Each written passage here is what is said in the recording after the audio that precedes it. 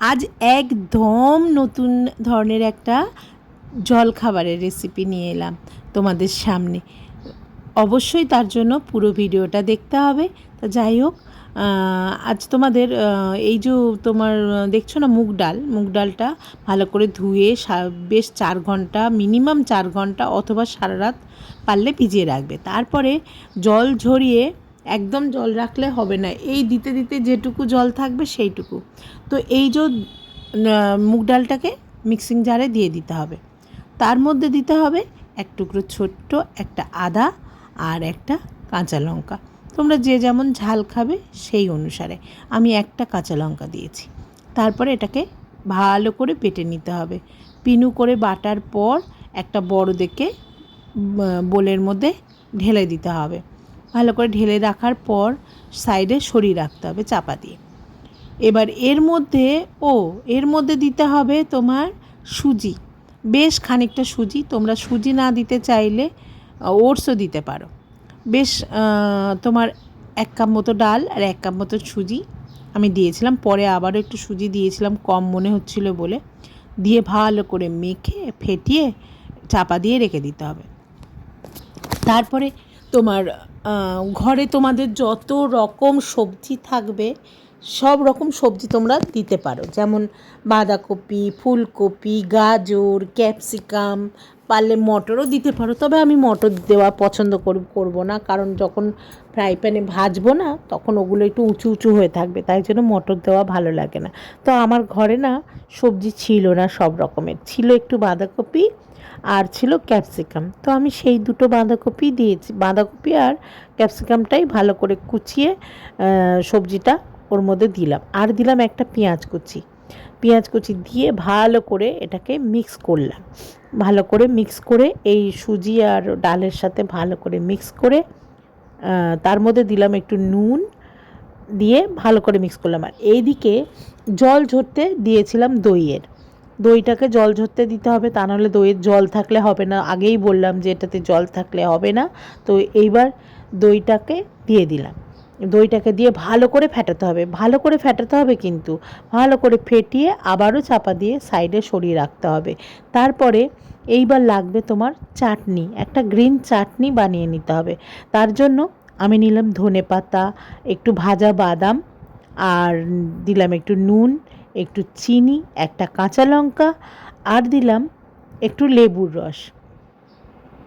তো তোমরা বাদাম নাও দিতে পারো, আবার তার বাদামের বদলে নারকেলও দিতে পারো। সেগুলো না থাকলেও তোমরা শুধু চাটনির বাদাম নারকেল ছাড়াও করে নিতে পারো। যেভাবে গ্রিন চাটনি করে, ধনেপাতার চাটনি করে নিতে হবে। তারপরে চাটনিটা করে একটা বাটিতে ঢেলে নিলাম। ঢেলে নেওয়ার পরে সেটা সরিয়ে দিলাম। এইদিকে পনির কেটে নিতে হবে পাতলা পাতলা স্লাইস করে। তোমরা পনিরের বদলে স্লাইস চিজও দিতে পারো। তো যাই হোক, আমি পনির দিয়েছিলাম। তো চিজ খাওয়াটা শরীরের পক্ষে খুব একটা ভালো না, আর আমার যা কোলেস্ট্রল বেশি, তো আমি খেতে পারবো না। আর সবথেকে আমার মনে হয় হেলদি হয় পনিরটা দিলে। অনেকে পনির খাওয়া পছন্দ করে না। তো যাই হোক, এবার ব্যাটারটার মধ্যে একটু বেকিং সোডা অথবা খাবার সোডা দিয়ে ভালো করে ফেটিয়ে নিতে হবে, মিক্স করে নিতে হবে। ভালো করে মিক্স করার পর তারপরে একটা ছোট্ট ফ্রাইং প্যান অথবা স্যান্ডউইচ মেকার আছে না, সেই স্যান্ডউইচ মেকারে তোমরা এই ব্যাটারটাকে দিতে পারো। তা আমার যেহেতু স্যান্ডউইচ মেকার নেই, তাই আমি করলাম কি, একটা ছোট ফ্রাইং প্যান আছে যেটা ফোড়ন দেওয়ার জন্য থাকে। ছোট্ট ফ্রাইং প্যানে আমি কি করলাম, একটু তেল দিয়ে গরম করতে দিলাম।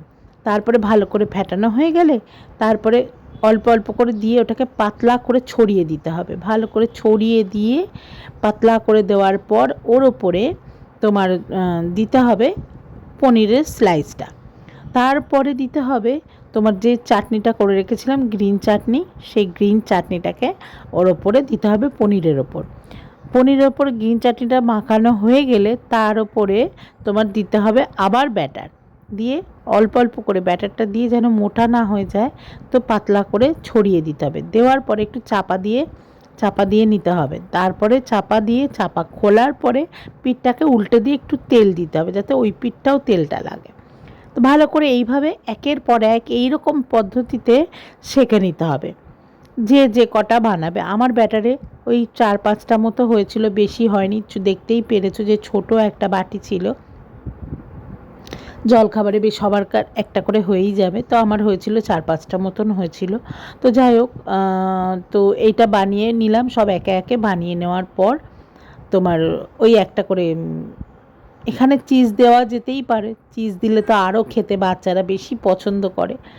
তো এটা এইভাবে একের পর এক আমি এইভাবে চাপা দিয়ে একটা একটা করে পিঠ উল্টে উল্টে ভালো করে ভেজে নিলাম। তোমরা তাওয়াতেও করতে পারো এই জিনিসগুলো, কিংবা স্যান্ডউইচ মেকার থাকে সেগুলো দিয়েও করতে পারো। এইবার হয়ে গেল, দেখো দুটো রসগোল্লা আর